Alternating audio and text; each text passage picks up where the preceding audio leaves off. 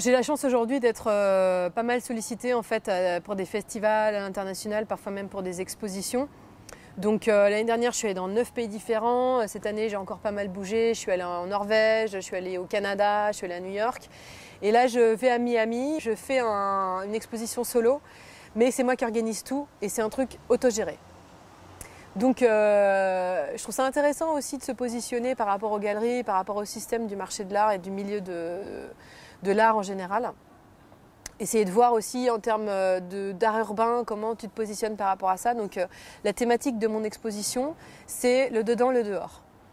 Donc essayer de questionner, essayer de proposer une réflexion en fait sur la démarche de qu'est-ce que c'est que quand tu es artiste de rue et que tu es dehors tout le temps, et que tu es dans un certain contexte, avec un environnement de dehors, des gens qui passent, potentiellement des choses qui se passent qui sont inattendues.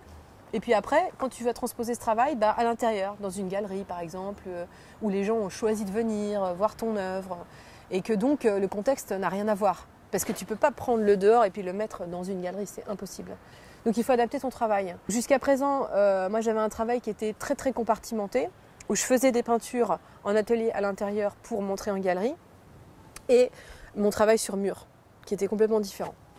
Et là, en fait, j'ai envie cette année de proposer pour Miami une réflexion autour de ça. Donc il va y avoir des toiles comme celle-là. Là, ce mur-là, en fait, j'ai posé une toile au milieu.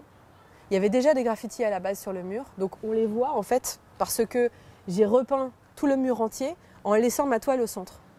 Donc quand j'ai eu fini de peindre le mur, j'ai enlevé ma toile et puis on voyait le mur d'avant. On parle de plus en plus de street art ces derniers temps.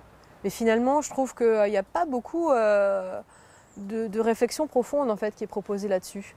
C'est-à-dire que parfois, j'ai l'impression que c'est un peu de la déco murale pour les gens, quoi. Tu vois, que c'est joli, c'est sympa, tu vois, mais pour moi, il y a vraiment du sens derrière tout ça. Enfin, les thématiques que j'explore, qu'elles soient dans mon activisme ou qu'elles soient dans le fait de peindre, par exemple, pas de femmes. Ça a du sens pour moi, tu vois. J'ai des choses à raconter sur ce que je peux proposer dans la rue. Donc je trouve que c'est intéressant de pouvoir un peu pousser le débat un peu plus loin.